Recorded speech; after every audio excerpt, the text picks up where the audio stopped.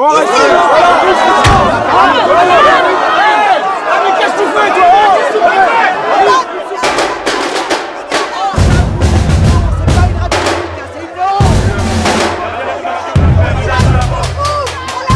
Le point de départ dans notre façon de travailler, c'est la contrainte très forte.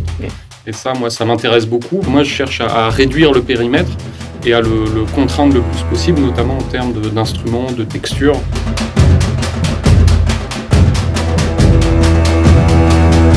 Il veut pas une musique qu'on a déjà entendue. Donc forcément, il va poser ses limites. Ça me fait penser aussi à la façon dont je travaille notamment avec François Civil, qui est de lui donner une contrainte ou une direction et qu'on soit étonnés tous les deux de ce qui en ressort. Il y avait eu l'idée de musique renaissance. Et on cherchait un instrument caractéristique. Et moi, je dis, j'adorerais explorer la couleur baroque, et notamment avec la viole de gamme. Il peut aussi rappeler l'ancien monde. Et moi, je cherchais aussi quelque chose qui puisse évoquer le groupe et l'individu. C'est comme ça qu'est arrivé assez tard l'idée de la batucada pour évoquer le groupe, l'ensemble, la vitalité.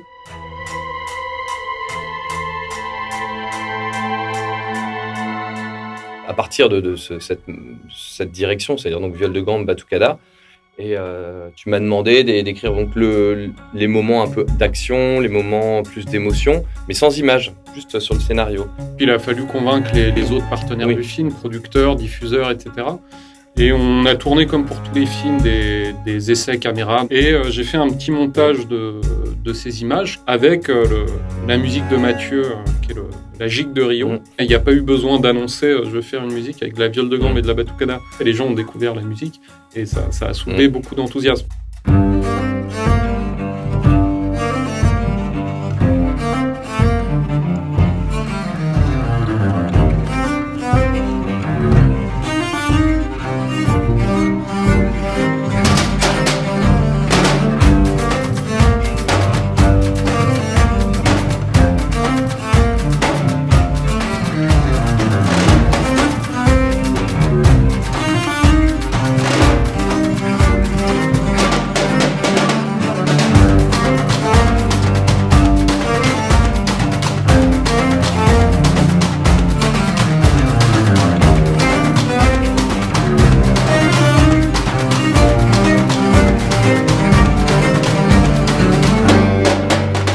Chaque seconde de film, c'est des jours, des heures de sueur, de douleur, etc. Et soudain, d'arriver en travail en musique avec Mathieu, 2 minutes de musique de film, j'ai l'impression que c'est tellement évident pour lui à faire émerger, et puis derrière, à entendre la musique à quelque chose d'abstrait aussi, qui fait qu'elle a une perfection quasiment immédiate. C'est très étrange de soudain mixer 1h10 de quelque chose qui transporte, de façon émotionnelle, qui transporte dans un imaginaire, etc. Pour moi, c'est miraculeux.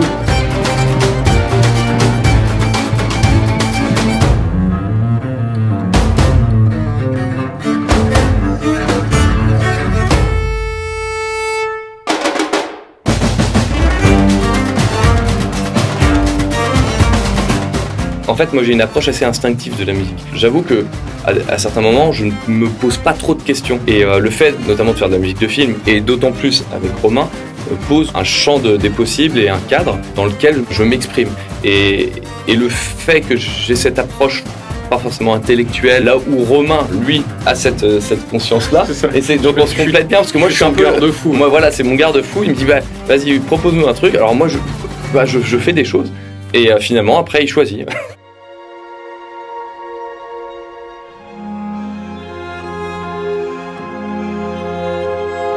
On aurait pu jouer ça au violoncelle, mais l'idée d'avoir cette texture de viole de gamme était intéressante. C'est vrai que c'est un instrument délicat, parce qu'on a l'oreille habituée à la justesse, à ce que tout soit précis, et la viole de gamme, c'est un instrument organique.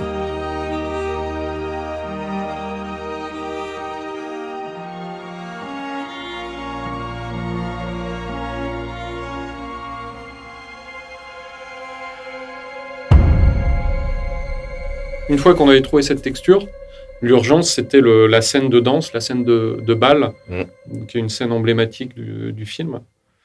Parce que ça, il fallait avoir la musique composée et jouée au moment du tournage en direct.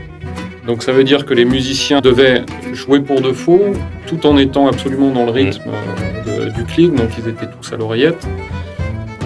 Que les acteurs devaient parler comme s'il y avait de la musique alors qu'il n'y en avait pas. Et que tout le monde devait danser comme s'il y avait de la musique alors que l'idée c'était de la couper. Au final, on a parcouru tout le cercle du réel au studio pour revenir à une impression de réel. C'est assez rare de voir dans un film de la musique intradiégétique qui soit dans le son et dans les synchronisations à l'image aussi réussie.